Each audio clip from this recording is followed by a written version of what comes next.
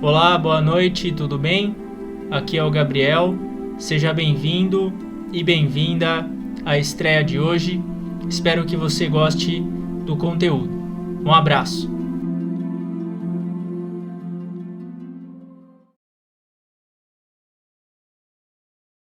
A gente agora vai iniciar o tema, que é a essência do caminho do meio. Essa semana não houve nenhum questionamento, nenhuma pergunta. Na semana que vem, peço, por favor, quem está estudando os ensinamentos e tem alguma dúvida, que envie no formulário que é enviado na quinta-feira e faça a sua pergunta que eu vou responder aqui na oração de sábado à noite. Então, hoje a gente vai falar especificamente sobre o caminho do meio. Buda Shakyamuni, antes de obter a iluminação e se tornar Buda Shakyamuni, o nome dele era Gautama Siddhartha. Ele era do clã de Siddhartha, ele era filho de um rei e ele era uma pessoa muito rica, ele tinha muitas posses, ele que ia herdar o trono do pai. Porém, uma série de acontecimentos, Gautama Siddhartha sentiu um grande vazio naquele reinado, ele via as pessoas, as posses, ele se sentia extremamente infeliz ali dentro. E na Índia era muito comum, naquela época, as práticas ascéticas nas florestas. Então, Buda Shakyamuni, Gautama Siddhartha, um dia decide abandonar o palácio, ele abandona a possibilidade de se tornar um príncipe, ele adentra uma floresta para iniciar o aprimoramento espiritual nas cachoeiras, florestas e montanhas, sem a orientação de um mestre. E, ao longo do tempo, ele começa as práticas, principalmente práticas extremas de jejum. Ele ficava dias, até mesmo meses, sem se alimentar. Ele teve alguns mestres que orientaram ele nessa jornada, e depois de 6 anos de aprimoramentos bastante rigorosos, severos, ele acabou tendo o corpo físico extremamente debilitado. Ele era só pele e osso, praticamente, e ele teve uma vez que ele entrou num rio, o corpo dele estava tão leve que ele ficava flutuando na água, não tinha resistência nenhuma, ele ficava boiando, ele se sentava e sentia os ossos das costelas, as pernas dele já nem tinham mais força para ficar em pé, tão debilitado que Gautama Siddhartha ficou devido a esses aprimoramentos severos, esses aprimoramentos ascéticos que ele acabou conduzindo. Até que um dia, ele estava já próximo da morte, o corpo dele já não aguentava mais aquela situação. Uma garota chamada Sujata, ela passava próximo dele, cantando uma música sobre as cordas do alaúde. Alaúde é um instrumento musical muito comum na Índia e no Nepal, e é um similar ao violão aqui no Ocidente. Gautama Siddhartha ouve a música e vê que ela tem uma garrafa de leite na mão, um mingau de alto valor proteico, e a garota oferece esse mingau. Ela vê a situação do Gautama Siddhartha e ela oferece esse mingau para ele. Ele bebe aquele mingau e lágrimas começam a rolar pelo rosto dele, depois que ele absorveu aquele nutriente, depois que ele tomou aquele mingau. E esse mingau, ele chegou no estômago de Gautama Siddhartha, produziu uma sensação de força e abundância, e foi assim que ele teve a primeira iluminação, na qual a abstenção total de comida não levaria ele à iluminação. O fato dele ficar sem comer, o fato dele realizar um aprimoramento ascético extremamente rigoroso, não levaria ele à iluminação.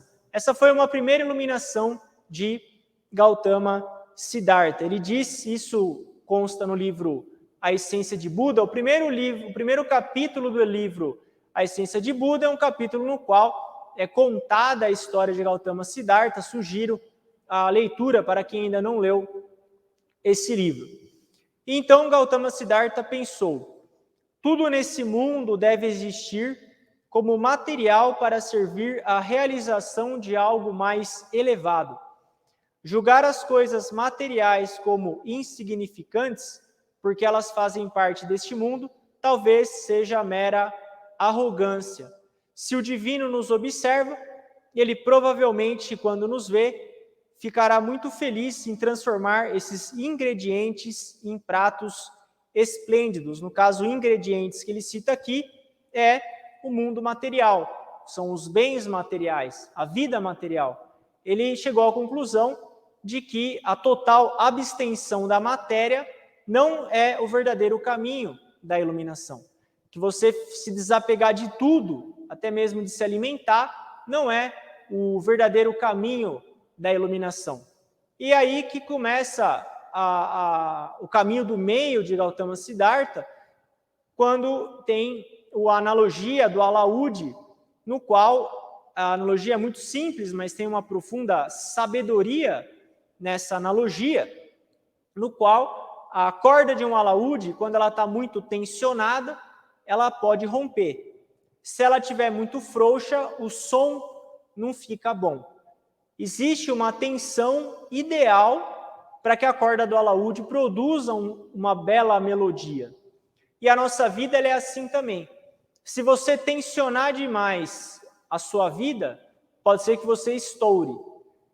Se você for muito preguiçoso, frouxo, você não vai conseguir se desenvolver.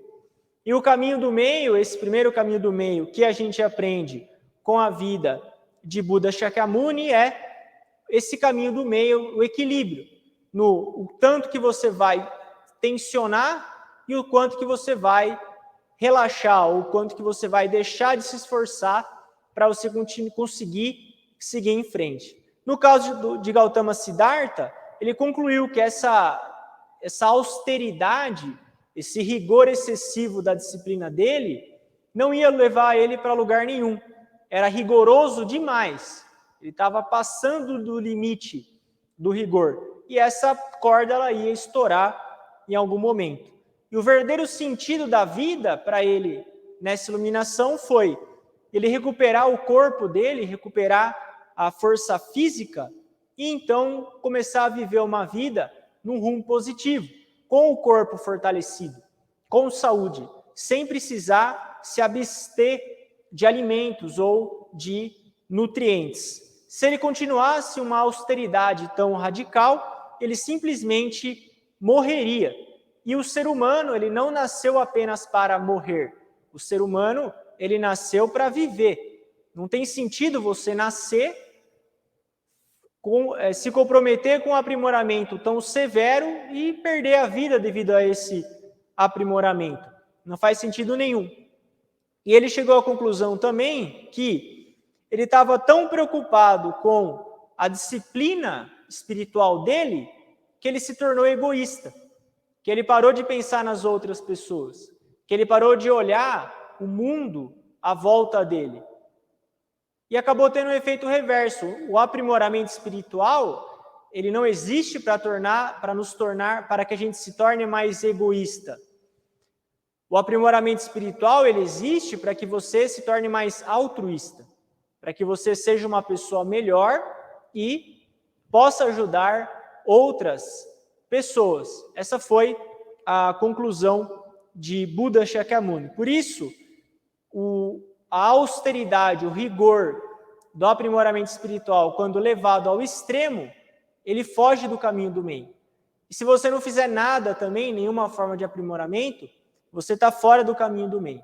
E essa foi a iluminação de Gautama Siddhartha, nesse momento que ele se torna Buda Shakyamuni e inicia as pregações dele e a fundação do budismo. A primeira iluminação dele foi esse caminho do meio, entre o rigor, a austeridade e também a preguiça ou o não fazer nada. A nossa vida a gente deve encarar ela dessa forma também. A gente não deve esticar demais a corda do violão e a gente nem deve deixar essa corda do violão frouxa demais. O desafio da nossa vida é encontrar esse equilíbrio. A gente não está falando que é fácil fazer isso, mas o significado da nossa vida, ele existe justamente na busca desse ponto do meio, nesse equilíbrio. O quanto que você vai se esforçar a ponto de não ter, por exemplo, hoje, falando um termo mais moderno, um burnout. Burnout é quando a pessoa extingue, é exaustão ao extremo. Como que você vai se esforçar ou se cobrar a ponto de não chegar ao extremo também e cair doente ou ficar meses debilitado buscando uma recuperação. E também ficar sem fazer nada. Aí que vai esse equilíbrio. A gente está sempre buscando. É difícil encontrar ele. Uma vez que você encontra, ele escapa. Mas você está sempre se esforçando, trabalhando para voltar nesse caminho do meio. E os apegos que a gente vai conversar hoje são 2, mas antes disso também, uma outra iluminação importante são os sofrimentos e preocupações. Esse é um extremo que a gente deve evitar. Claro que você deve ficar atento ao que acontece, você tem que estar muito alerta e atento à sua vida, a como você está vivendo a sua vida, mas sem se preocupar demais. Se você se preocupa demais, se você é ansioso demais com o futuro, você está criando um apego. E esse apego ele é oposto à reflexão. Por isso, muito cuidado se você está se preocupando demais. A gente tem que ficar preocupado. A palavra preocupação é um termo que eu não apoio a preocupação. Eu apoio você estar atento. Você tem que estar atento ao que está acontecendo.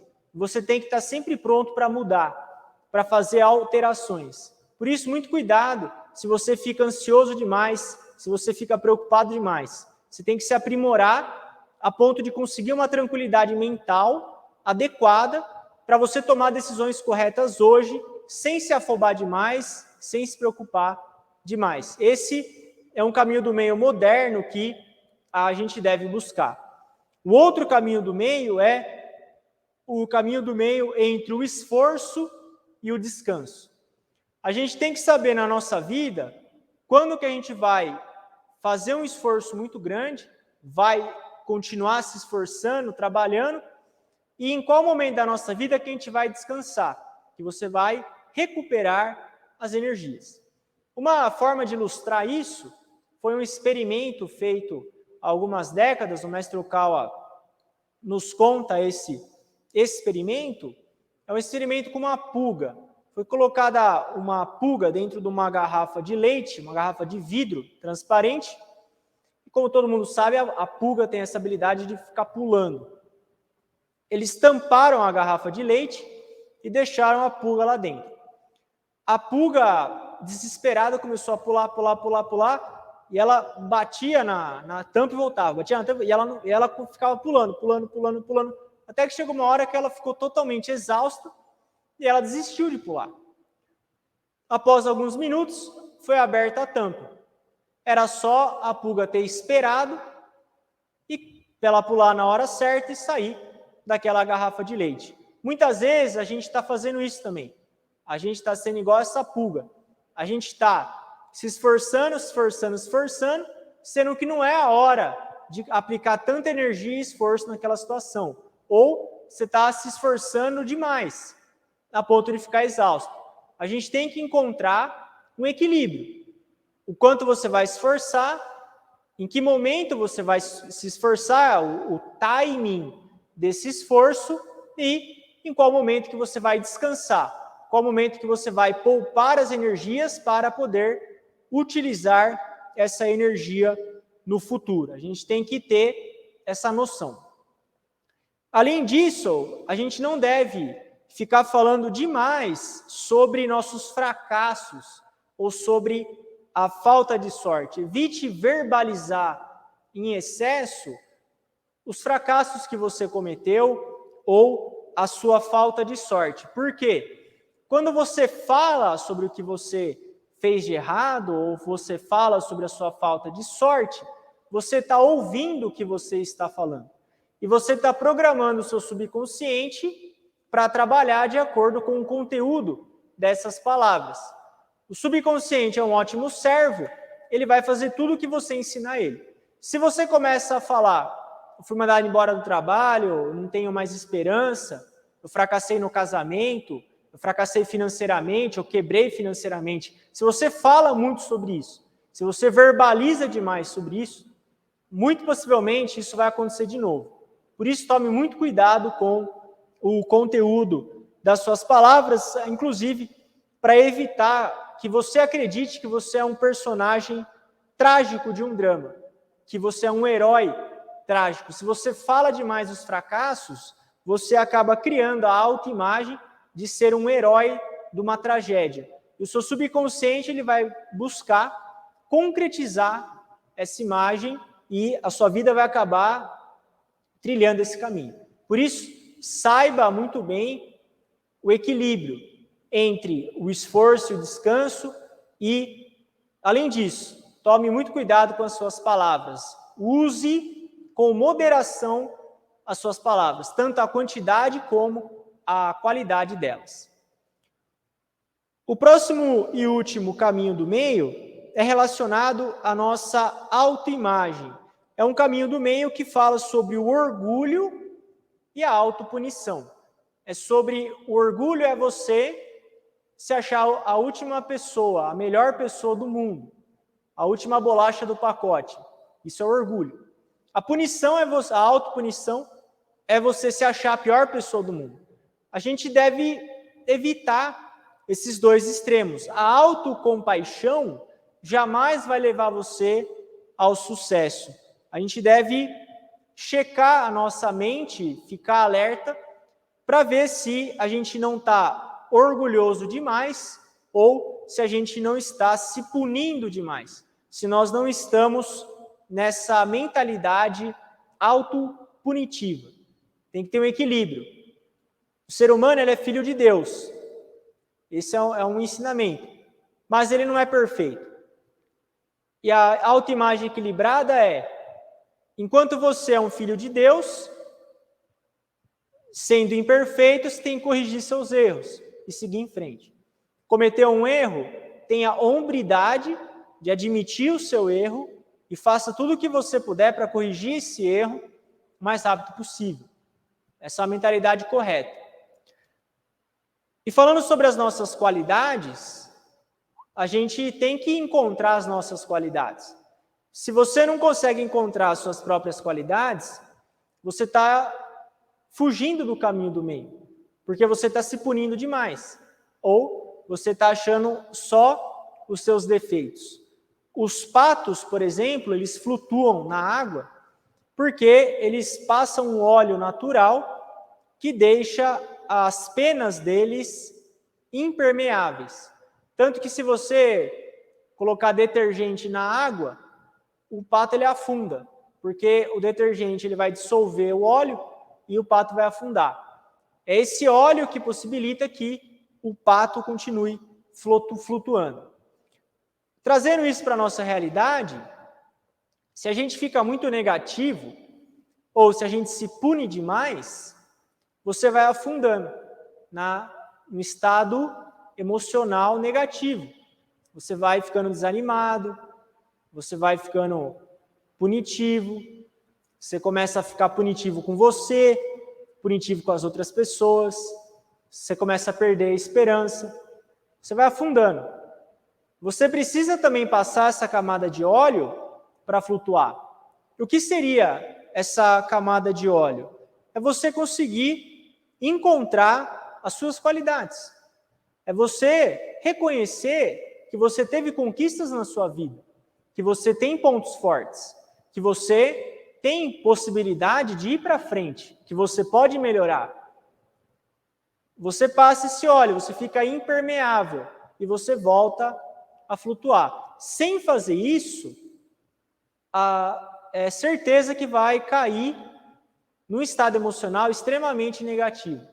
Por isso, e o estado emocional extremamente negativo, ele está fora do caminho do meio. A gente quer retornar ao caminho do meio. Elogie-se. O mestre Okawa fala sobre isso no livro As Leis da Esperança. Busque se elogiar mais. Uma vez por semana, reconheça suas qualidades. Diga a você próprio, repita para você tudo o que você tem. Os bens materiais que você tem, as pessoas que amam você, as suas qualidades. Tudo isso vai ser esse óleo impermeável que vai possibilitar que você flutue. Mesmo que a gente tenha cometido fracassos ao longo da nossa vida, sempre houve pessoas que elogiaram você ou que admiraram você. Por isso, busque se lembrar desses elogios ou dessas pessoas que admiraram você. Pode ser que a gente fique desanimado por causa de algum fracasso ou mágoa, mas é importante que você aceite que você é filho de Deus para que você consiga flutuar, para que você consiga retornar essa autoimagem equilibrada. Você tem que criar a sua autoimagem equilibrada, porque quando você cria a sua autoimagem equilibrada, você vai estar dentro do caminho do meio. E estando no caminho do meio, você vai conseguir se desenvolver. Lembre-se sempre dessa analogia do óleo. Passando óleo nas penas, o pato consegue flutuar. Eu, encontrando as minhas qualidades, meus pontos positivos, eu vou conseguir também sair desse estado emocional negativo. O mestre, quando ele veio ao Brasil, inclusive aqui em Jundiaí, foi feita uma pergunta ao mestre Okawa, que era uma pessoa que tinha depressão, e ela perguntou como ela poderia escapar dessa situação. O mestre Okawa deu 3 dicas para ela. Primeiro, isso serve para todos nós. Quando você estiver num estado emocional bastante negativo, primeiro, lembre que você é filho de Deus. Esse é o primeiro passo. Lembrar que você é filho de Deus e você tem qualidades. O segundo é você reconhecer toda a ajuda que você recebe. Todas as pessoas à sua volta que te ajudam, reconheça isso. Fique feliz com a ajuda que você recebe. As pessoas à sua volta, a sua família, as pessoas do trabalho, a gente está sendo ajudado por uma série de pessoas. Reconheça isso. Agradeça essa ajuda que você recebe. Esse é o segundo ponto. E o terceiro e último ponto é você ter metas de curto prazo. Tenha muito claro o que você vai fazer hoje, como você vai usar o seu tempo durante a semana, como que você vai usar o tempo durante o mês, quais vão ser os seus hábitos. Tenha escrito isso, seja no computador, numa folha. Planeje o seu tempo, use o seu tempo e tenha metas de curto prazo. Essas metas vão alegrar você, essas metas vão deixar você motivado para você continuar seguindo em frente. Essa é uma outra maneira da gente conseguir sair desse estado de negatividade. Quem quiser entender mais a fundo esse ensinamento, leia o livro O Caminho da Felicidade, consta nesse livro esse ensinamento. Então é isso, pessoal. Agradeço a presença de todos vocês, espero que vocês tenham gostado das explicações sobre o caminho do meio. Quem quiser se aprofundar nesse assunto, sugiro o livro A Essência de Buda. Então é isso, muito obrigado pela presença de todos, tenham uma ótima noite. Então, as palavras da verdade proferidas por Buda. Com a recitação de apenas 5 minutos por dia, este livro poderá transformar a sua vida ao melhorar sua tranquilidade, a saúde e os relacionamentos. 3 razões para você recitar o Sutra, as palavras da verdade proferidas por Buda. Primeiro, viver com a mente serena é a verdadeira felicidade. Viver com a mente serena é a verdadeira felicidade. Viver com uma mente calma e tranquila é viver com a mente do mundo espiritual. Estudar religião significa aprender a viver com uma mente em paz. E além disso, é importante que você desenvolva a sua alma. Se você só quer ser rico ou curar doenças, então você não precisa de religião. Evolução da alma significa você obter um A quando você sempre obteve um C. Ou, se fosse nos esportes, seria chegar em primeiro ao invés de chegar em terceiro. Hoje é melhor do que ontem e amanhã será melhor do que hoje, mesmo que seja apenas 1 milímetro, mesmo que seja um pouquinho a cada dia. Ao recitar o Sutra, as palavras da verdade proferidas por Buda, com apenas 5 minutos, que é o tanto de tempo que você leva para recitar esse Sutra, você vai obter a paz mental. Céu e inferno, eles não existem só fora da sua mente. Céu e inferno, eles existem dentro da sua mente. E com 5 minutos recitando esse Sutra, você vai aprender a trazer a mente celestial e a tranquilidade para a sua mente. Segundo ponto, você entrará em conexão com a luz do Deus Criador. O Sutra, as palavras da verdade proferidas por Buda, ele é uma escritura sagrada, não são meras palavras.